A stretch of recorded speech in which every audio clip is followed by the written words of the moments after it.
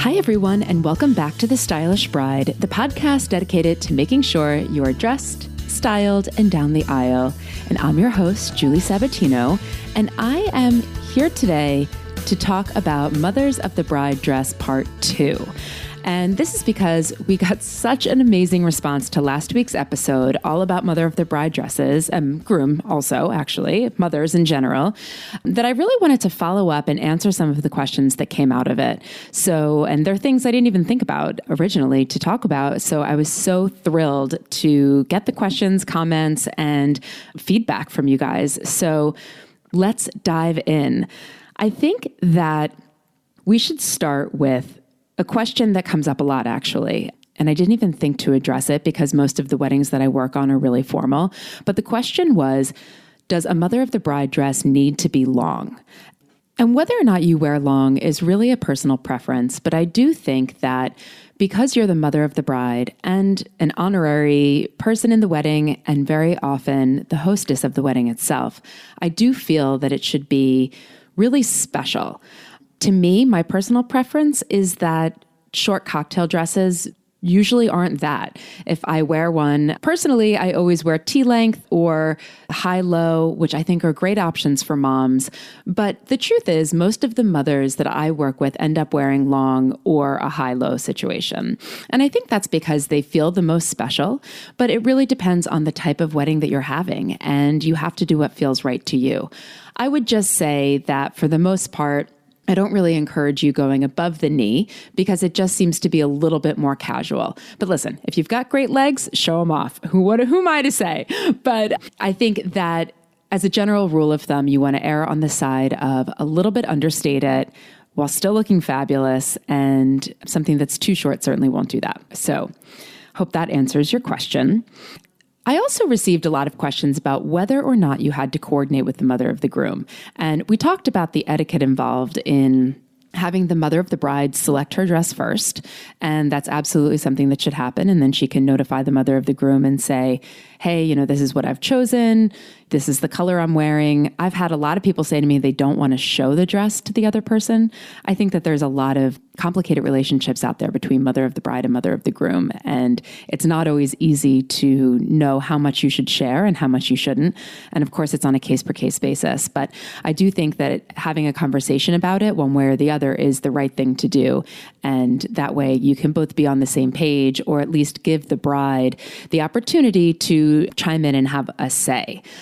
So I think that in terms of coordinating with each other, I don't think that it's necessary. I've seen lots of weddings where one is in a totally different color or pattern than the other.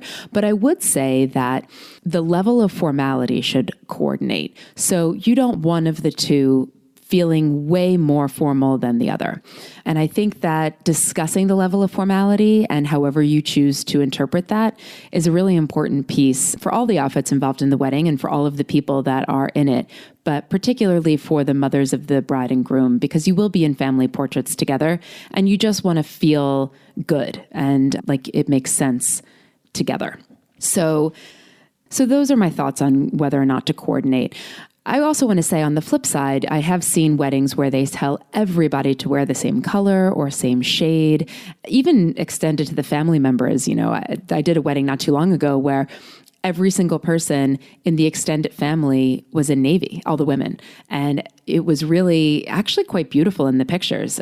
They were all different shades of navy and blue, dark blue, but it looked really great. So that's something that you can consider, although you do run the risk of having people feel you're being very controlling. So use just a word of caution if you decide to go that route. Another question that came up a lot was whether or not there are colors that are off limits. And I think that really the only color that's off limits is white. And that is something that shouldn't be too much of a surprise, although someone did write in saying, oh my gosh, I've heard of a mother of the groom who's considering wearing white. Now, white, ivory, I'm using all of the term white to encompass all of that. You cannot do that. It's the bride's day and no one at the wedding should be in white. So it goes especially for the mothers. However, Sometimes there are prints that have a white background. You have to really take a look at that. And I would say before purchasing anything, ask the bride how she feels about it. Sometimes if the pattern is a lot more spread out, it appears much more white than if not. Sometimes there's just a little bit and it's okay. But really, this is an area that you definitely need to ask the bride about, because the last thing you want to do is have her upset. And the last question that I want to address, that is so much fun actually, is whether or not the mom can change into a dancing dress. And it's funny because this is something that's really come up recently a lot more than it used to. I mean, we've talked about the dancing dress before, where it never used to be a thing and nobody ever changed. And when I got married, there were after parties didn't even happen, but now they do. And people want to get comfortable. The bride wants to change into something short and fun. And a lot of times the mom does also. And I have had brides feel that that's absolutely inappropriate and that their mom shouldn't do that. I think in some ways because, is an honor reserved for the bride. But I've also had a lot of moms that do choose to change, and I think it's great.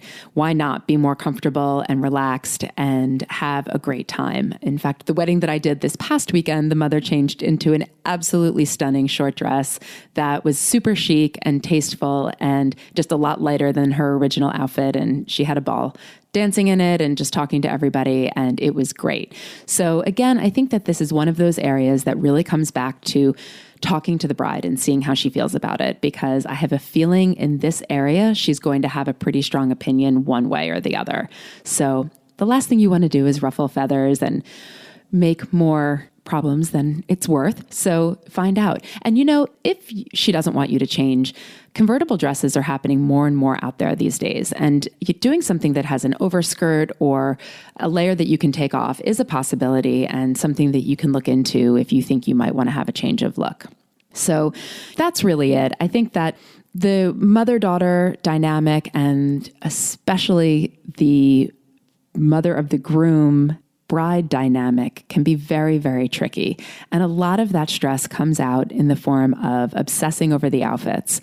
And I understand it. I mean, this is one thing that the bride can really hone in on and say, oh my gosh, do you believe she wants to wear this? Or I don't want her wearing that. Or, so all of this is really emotional, and figuring out the balance between what makes you feel great, what makes sense for the wedding itself, and also what the bride likes is really, something that only you can figure out, but you have to understand that it needs to be appropriate for the day. And at the end of the day, it's not worth the fight.